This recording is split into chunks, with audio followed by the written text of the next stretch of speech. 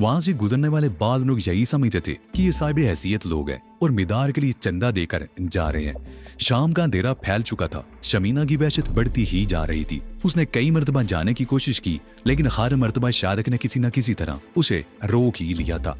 खुदा के लिए मुझे जाने दो, वो रूहानसी होकर बोली। क्यों मुझे बर्बाद करने पर तुले हुए हो? बस थोड़ी देर और मैं तुम्हें खुद छोड़ कर आऊंगा, शारिक बोला। तकरीबन 5 मिनट और गुजर गए कि नो लगा दौड़ता हुआ अंदर दाखिल हुआ। वो बुरी तरह बदहवास हो रहा था। शारिक बाबू, वो अंदर दाखिल होते हुए बोला, तकिए पर पुलिस ने छापा मारा है, 2 मलंग उनके हाथ लग गए हैं, तुम निकल चलो यहाँ से। शारिक उसके साथ ही बाहर की तरफ दौड़ा। वो गालिबन सूरत-ए-हाल का जायजा लेना चाहता था। समीना कमरे में अकेली रह गई। पुलिस के खौफ से वो थर थर कांपने लगी। अगर मुंशियात के अड्डे से पकड़ी गई तो उसकी तबाही में कोई कसर नहीं रह जाएगी। उसने दरवाजे की तरफ देखा और फिर मुड़कर खिड़की की तरफ लपकी। उसने खिड़की खोल दी। उसके हाथ पैर कांप रहे थे। वो बड़ी मुश्किल से खिड़की की चौखट पर चढ़ी और दूसरी तरफ छलांग लगा दी। दूसरी तरफ अगरचे कच्ची जमीन थी, लेकिन नीचे छलांग लगाते हुए वो अपना तवादन बरकरार ना रख सकी। उसका पैर मुड़ गया। उसके मुंह से हल्की सी चीख निकल गई। उसने उड़ना चाहा, मगर चादर उलझ जाने से वो एक बार फिर गिर गई। उसने चादर समेटते हुए इधर उधर देखा। बिदाल की तरफ से शोर सुनाई दे रहा था, मगर इस तरफ अभी तक कोई नहीं आया था। समीना के चेहरा खौफ से जर्द हो रहा था। उसके हाथ पैर कांप रहे थे। वो जब उठकर खड़ी हुई तो बाएं पैर में जोरदार ठेस उठी। पैर मुड़ जाने से अच्छी खासी तकलीफ हो रही थी। वो लंगड़ाती हुई कब्रिस्तान की पिछली दीवार की तरफ दौड़ी। एक जगह से दीवार टूटी हुई थी। वो ऊपर चढ़ना ही चाहती थी कि पैर एक बार फिर पट गया और वो लड़खड़ाकर दीवार के बिल्कुल साथ एक खड्ड में गिर गई। वो खड्ड दरअसल एक टूटी हुई कब्र थी। ये सोचकर समीना की रूह कांप उठी कि वो जीते जी कब्र में पहुंच गई थी। उसने बड़ी मुश्किल से अपने आप को उठाकर कब्र से बाहर निकाला और चादर समेटते हुए दीवार पर चढ़ने लगी। उसके साथ ही उसने पीछे मुड़कर देखा। 2 पुलिस वाले बिदार की तरफ से दौड़ते हुए मकान की तरफ जा रहे थे। समीना दीवार की दूसरी तरफ उतर गई और लंगड़ाती हुई आगे बढ़ने लगी। बाएं पैर पर बोझ नहीं पड़ रहा था। वो अजीब सूरत-ए-हाल से दो चार थी। कॉलेज की एक मुअद्दस लेक्चरर मुंशियात फरोश के अड्डे से भाग रही थी। चेहरे पर बेपनाह खौफ और दिलगदा रसीदा पत्ते की तरह कांप रहा था। पैर में मोच आ गई थी और चला भी नहीं जा रहा था। चादर और कपड़े मिट्टी में गए थे। कब्रिस्तान की दीवार की दूसरी तरफ लातादाद छोटे छोटे वर्कशॉप थे। जेरे मुरम्मत बसें आड़ी तिरछी खड़ी थी। कुछ बसों पर काम हो रहा था। तकरीबन सभी वर्कशॉप खुले हुए थे। तेल और ग्रीस वगैरह मुसलसल गिरते रहने से वर्कशॉपों के सामने फर्श पर चिकनाई की तहें जमी हुई थी। कब्रिस्तान की तरफ से शोर की आवाज सुनकर वर्कशॉपों पर काम करने वाले लड़के मुड़ मुड़ कर उस तरफ देखने लगे। एक मैकेनिक ने समीना को भी दीवार से कूदते हुए देख लिया था। दूसरों ने अगर उसे कूदते हुए नहीं भी देखा था तो भी वो समझ गए थे कि ये औरत कब्रिस्तान ही की दीवार कूद कर आई है, क्योंकि इस तरफ कोई आम रास्ता तो नहीं था। वो सभी मशकूक नजरों से उसकी तरफ देख रहे थे। समीना चंद कदम आगे बढ़ी थी कि चिकने फर्श पर उसका पैर फिसल गया और वो धड़ाम से नीचे गिर पड़ी। एक बार फिर उसके मुंह से हल्की सी चीज निकल गई। करीब खड़ा हुआ एक मैकेनिक उसकी तरफ लपका। ज्यादा चोट तो नहीं लगी आपको? मैकेनिक ने उसे सारा देकर उठाते हुए कहा। गिरने से समीना को कूल्हे पर चोट तो लगी थी। उसके मुंह से हल्की सी कराहें खारिज हो रही थी। उसकी चादर और लिबास पर स्याह धब्बे पड़ गए थे। नहीं, ज्यादा चोट नहीं लगी, समीना कराही। ओह मैडम, आप? मैकेनिक उसका चेहरा देखकर चौंक गया। आप यहाँ क्या कर रही हैं? समीना का दिल उछलकर हल्क में आ गया। वो मैकेनिक की तरफ देखने लगी। उसकी उम्र 30-32 के लगभग रही होगी। लंबा तड़ंगा सेहतमंद आदमी था। हाथ उसके भरे हुए ही थे। मुंह पर भी काले के धब्बे लगे हुए थे। मैं वो नहीं हूँ जो शायद तुम समझ रहे हो, समीना ने नजरें चुराते हुए कहा। नहीं मैडम, मैंने आपको पहचानने में कोई गलती नहीं की, मैकेनिक ने जवाब दिया। आप कॉलेज की प्रोफेसर हैं। मेरी बहन 2nd ईयर में पढ़ती है। सुबह मैं उसे मोटरसाइकिल पर कॉलेज छोड़ने जाता हूँ। कई मरतबा आपको देखा है मैंने। आपको शायद ज्यादा चोट लगी है। आइए अंदर बैठ जाइए। मैकेनिक उसे सहारा देकर अपनी दुकान के अंदर ले गया और उसे बेंच पर बिठा दिया। दूसरे इला में शोर की आवाज सुनकर वो बाहर आ गया। उसके 2-3 शागिर्द कब्रिस्तान की टूटी हुई दीवार के करीब खड़े थे। एक पुलिस वाला भी दीवार फलांग कर बाहर आ गया। इधर से किसी आदमी को भागते हुए तो नहीं देखा? पुलिस वाले ने इधर उधर देखते हुए लड़कों से पूछा। उसी लम्हे मैकेनिक वहां पहुंच गया। लड़कों से पहले वो बोल उठा। नहीं संतरी बादशाह, इस तरफ तो कोई नहीं आया। कोई चोर था क्या? चोर नहीं, हीरोइन बेचने वाला था, संतरी ने जवाब दिया और टूटी हुई दीवार से कब्रिस्तान में कूद गया। ओए चलो अपना काम करो, ये ड्रामे तो यहाँ रोज ही होते रहते हैं। मैकेनिक ने लड़कों को डांट कर दीवार के करीब से हटा दिया और अपने वर्कशॉप वाले कमरे में आ गया। समीना स्टूल पर बैठी इधर उधर देख रही थी। उसके चेहरे पर हवाइयां उड़ रही थी और जिस्म होले होले कांप रहा था। होंठों पर पटरियां जम गई थी और हल्क खुश्क हो रहा था। पानी, थोड़ा पानी मिल जाएगा? उसने मैकेनिक की तरफ देखा। उसकी आवाज भी कपकपा रही थी। अभी लाता हूँ, मैकेनिक कहते हुए बाहर निकल गया। थोड़ी देर बाद वो शीशे के एक मैले गिलास में पानी ले आया। कब्रिस्तान में बिल्लू साईं का ये तकिया मुंशियात फरोशों का अड्डा है। वो गिलास समीना की तरफ बढ़ाते हुए बोला, यहाँ बहुत अरसे से ये गाला धंधा हो रहा है। पुलिस सब कुछ जानती है, लेकिन जब पत्ता नहीं मिलता तो यहाँ छापे पड़ने लगते हैं। ये पुलिस वाले मुंशियात फरोशों से तो यहीं पर मुका करके इन्हें छोड़ जाते हैं, लेकिन यहाँ जो आकुड़ के हत्थे चढ़ जाते हैं उन्हें थाने ले जाकर बेइज्जत किया जाता है और बिलाकर पैसे लेकर उन्हें भी छोड़ दिया जाता है। लेकिन आप मैडम, आप यहाँ क्या लेने आई थी? क्या आप भी? नहीं, तुम गलत समय रहे हो। शमीना ने उसकी बात काट दी। मैं अपने मिलने वालों की हाँ गई थी। वापसी पर सोचा कि अगर कब्रिस्तान से निकल चलूं तो शॉर्टकट पड़ जाएगा, लेकिन उसी वक्त दूसरी तरफ से पुलिस कब्रिस्तान में दाखिल हुई तो मैं डर कर इस तरफ भाग निकली। बदहवासी में दौड़ते हुए मेरा पैर पट गया। शायद बोझ आ गई है और बड़ी तकलीफ हो रही है। जमीना झुककर पैर को दबाने लगी। आजकल औरतें भी इस लानत का शिकार हो रही हैं। मैकेनिक ने उसकी बात को नजरअंदाज करते हुए कहा, कॉलेज की लड़कियों और लड़कों में भी हेरोइन का इस्तेमाल बढ़ रहा है। नौजवान नस्ल तबाह हो रही है। मेरे 2 शागिर्द हिरवन इस्तेमाल करते हैं, इसी तकिए से खरीद कर लाते हैं। बहुत समझा चुका उन्हें, मगर वो तो अपनी जान के दुश्मन हो रहे हैं। आपको इस तरह भागते देखकर मैं समझा कि शायद आप भी, बहुत सी औरतें भी आती हैं इस तकिए पर हिरवन लेने के लिए। एक मर्तबा तो पुलिस के छापे में 2 औरतें भी पकड़ी गई थी। उनमें से एक किसी मिल ओनर की बेटी थी और दूसरी कचहरी बाजार के एक बहुत बड़े दुकानदार की बीवी। आप अंदाजा नहीं लगा सकती कि उनकी किस कदर रुसवाई हुई होगी। नहीं मैकेनिक साहब, मेरा नाम मोहम्मद यूसुफ है। उसने समीना की बात काट दी। मोहम्मद यूसुफ साहब, समीना बोली, मेरे बारे में तुम्हारा ख्याल गलत है। मैंने बताया ना कि शॉर्टकट के ख्याल से कब्रिस्तान से गुजर रही थी। बहरहाल आपने मुझे पुलिस की नजरों से बचा लिया, इसके लिए मैं बेहद शुक्रगुजार हूँ।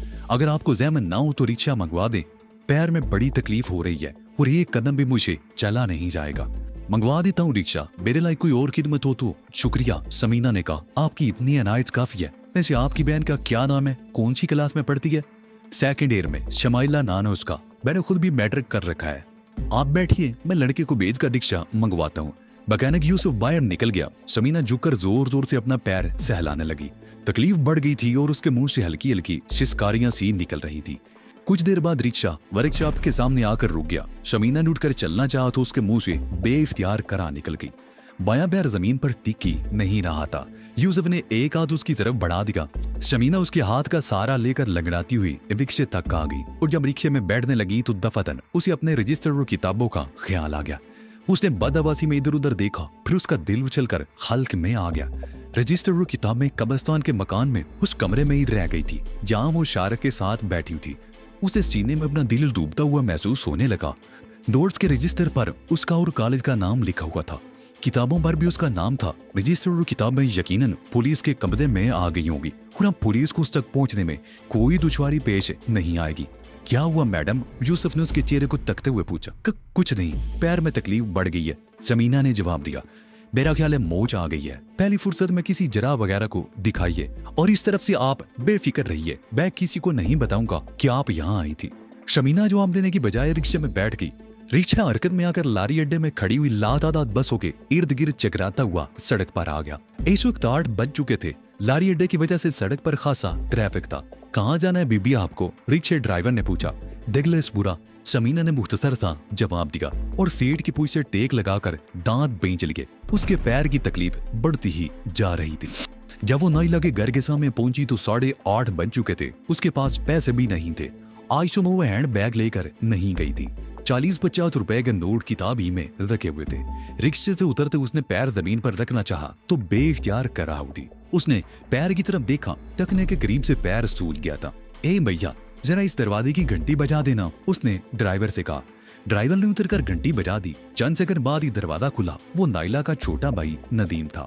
उसने रिक्शे में समीना को देखते ही पीछे मुड़कर आवाज लगाई, बाजी, समीना बाजी आ गई। नदीम आ गया हो जरा, समीना ने उसे पुकारा। मेरे पैर में तकलीफ है, मुझे सहारा देकर ले चलो। नदीम जल्दी से आगे आ गया। उसने समीना के सूजे हुए पैर की तरफ देखा, फिर उसे सहारा देकर रिक्शे से उतार लिया। समीना उसके सारे एक पैर पर तकरीबन उछलती हुई चलने लगी। इसी दौरान नाइला भी बाहर आ गई। उसने जल्दी से आगे बढ़कर दूसरी तरफ से समीना को सहारा दिया और वो दोनों उसे अंदर ले आए। नाइला उसे अपने कमरे में ले आई थी। शमीना की हालत देखकर वो परेशान हो गई थी। क्या हुआ तुम्हें, कहाँ चली गई थी तुम, उसने पूछा। बाहर रिक्शे वाले को पैसे भिजवा दो, शमीना ने कहा। बाद में बताऊंगी कि क्या हुआ है। नाइला ने नदीम को बुलाकर कहा कि वो रिक्शे वाले को पैसे देकर रुखसत कर दे। इसी दौरान उसकी वालदा और छोटी बहन भी कमरे में आ गई। क्या हुआ समीना बेटी, कहाँ चली गई थी तुम, हम तो परेशान हो गए थे, वालदा ने कहा। कॉलेज की एक स्टूडेंट मुझे जबरदस्ती अपने घर ले गई थी।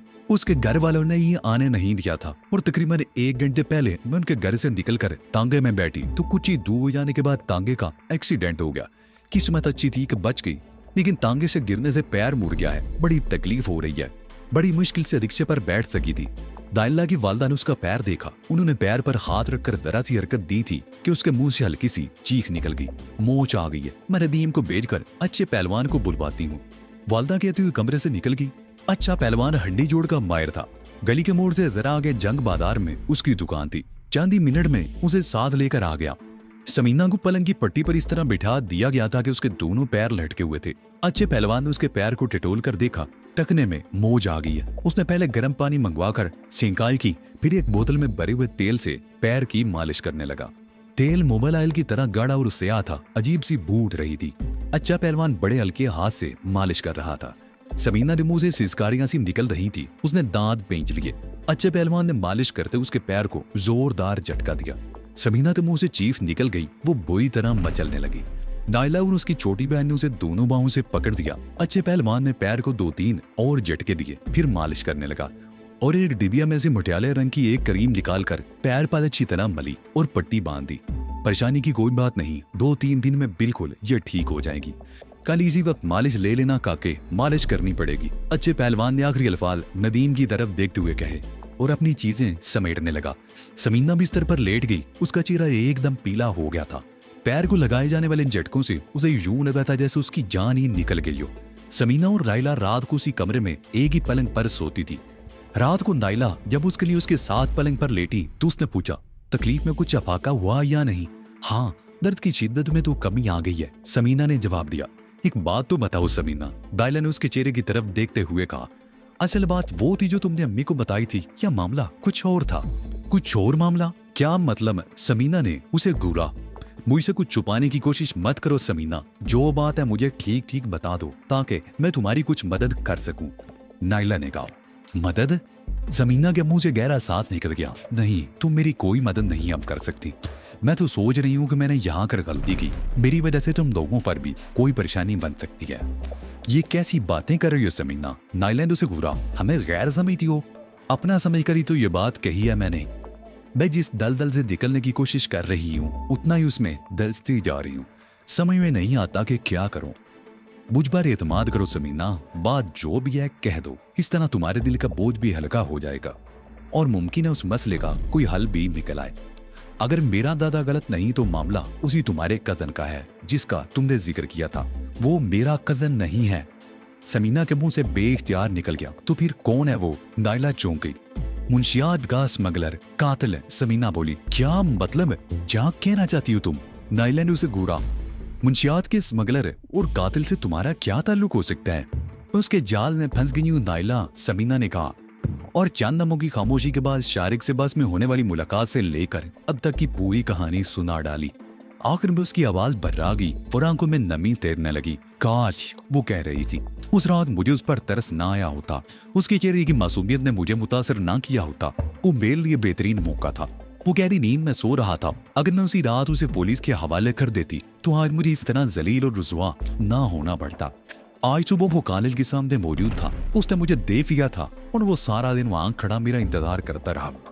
मैं एक पीरियड पहले कॉलेज के पिछले गेट से निकली थी और जब मैं दूसरे मोड़ से तांगे में बैठी तो कुछ ही देर बाद वो भी न जाने कहां से आकर तांगे में बैठ गया और मुझे धमकी देकर अपने साथ ले गया। अगर मैं फरार में कामयाब होने की बजाय पुलिस के हाथ आ जाती तो इस वक्त किसी थाने में बंद होती। मैं पुलिस के हाथ आने से तो बच गई, लेकिन मंशियात को सड्डी पर अपनी मौजूदगी का सबूत छोड़ आई। कैसा सबूत? नाइला ने सवालिया निगाहों से उसकी तरफ देखा। फद हवासी में भागते हुए अपना रजिस्टर्ड और किताबें वही भूल गई। उन पर मेरा और कॉलेज का नाम भी लिखा हुआ है। मुझे शुबा ही नहीं बल्कि यकीन है कि पूरी सुबह ही कॉलेज पहुंच जाएगी और तुम समझ सकती हो कि मुझे किस कदर रुसवाई का सामना करना पड़ेगा। मेरा मशवरा मानो तो पुलिस के किसी बड़े अफीसर से मिलकर सब कुछ बता दो, नाइला ने कहा। क्या तुम ये समझती हो कि ये सब कुछ बताने के बाद वो पुलिस अफीसर मुझे घर वापस आने देगा? नहीं नाइला, मैं ऐसा नहीं कर सकती, समीना ने कहा। तुम्हें कुछ नहीं होगा, बल्कि इस ताउन पर पुलिस तुम्हारी शुक्रगुजार होगी। तुम कह सकती हो कि तुम्हें कत्ल की धमकी देकर खामोश रहने पर मजबूर किया गया था, नाइला ने कहा। नहीं नाइला, मैं ऐसा नहीं कर सकती। मैंने पुलिस के सामने शारिक को अपना कज़न तस्लीम कर लिया था, यानी मैंने पुलिस को धोखा दिया था। एक मुजरिम को बचाने के लिए मैंने उन्हें गलत रास्ते पर लगाने की कोशिश की थी, और फिर कत्ल की उस वारदात के बाद मैं खामोश रही, जबकि शारिक यहाँ मौजूद नहीं था। उसकी अदम मौजूदगी में मुझे कोई खौफ नहीं होना चाहिए था। मैं पुलिस को सब कुछ बता सकती थी, लेकिन मैंने ऐसा नहीं किया। हाँ, मामला तो खासा गंभीर है। मेरा ख्याल है अब्बू से बात करके किसी वकील से मशवरा करना चाहिए। कोई अच्छा वकील इस सिलसिले में बेहतर मशवरा दे सकता है। तुम्हारे अब्बू सियालकोट में हैं और वो जुमेरात को आते हैं, जबकि पुलिस सुबह ही मुझे तलाश करती हुई कारज पहुंच जाएगी, समीना ने कहा।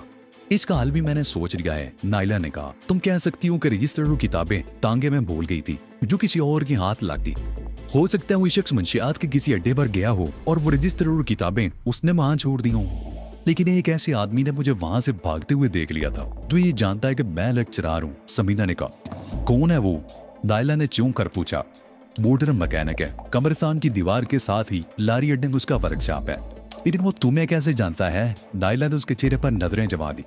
उसकी बहन शुमाइला हमारे ही कॉलेज में सेकेंड ईयर की स्टूडेंट है।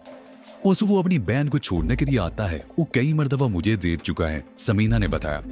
शमीना वही लड़की तो नहीं, वारी बरकम लंबी और बेडोज सी, नाइला ने कहा। हाँ शायद वही है, समीना ने कहा।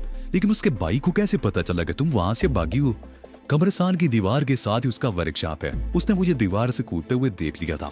मेरे पैर में मोच तो पहले ही आ चुकी थी। मैं उसकी दुकान के सामने ही फिसल कर गिर गई और वही मुझे उठाकर दुकान के अंदर ले गया। कुछ देर बाद एक पुलिस वाला भी ये पूछता हुआ उधर आया था कि उन्होंने इस तरह से किसी को भागते हुए तो नहीं देखा। शमाइला के भाई यूसुफी ने पुलिस वाले को जवाब दिया था कि उन्होंने किसी को इस तरफ आते हुए नहीं देखा था। और फिर कुछ देर बाद मुझे रिक्शा भी उसी ने मंगवा कर दिया था, समीना ने बताया। बहुत वाकई उलझ गई है, नाइला ने कहा।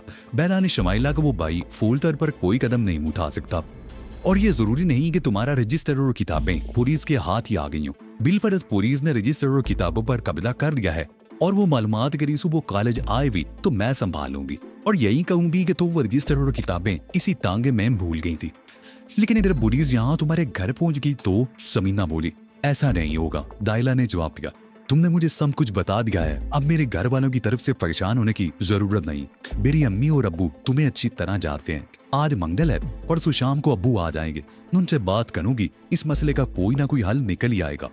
पैर की तकलीफ की वजह से अब तुम 2-4 रोज तो कॉलेज नहीं जा सकोगी। सुबह एप्लीकेशन लिख देना, अब सो जाओ, 2 बजने वाले हैं। नाइला तो थोड़ी देर बाद सो गई, मगर समीना देर तक जागती रही। मौजूदा सूरत हाल ने उसके ज़हन को बुरी तरह उलझा दिया था। दूसरे दिन नाइला कॉलेज से वापस आई तो उसके पास समीना का रजिस्टर और दोनों किताबें भी थी।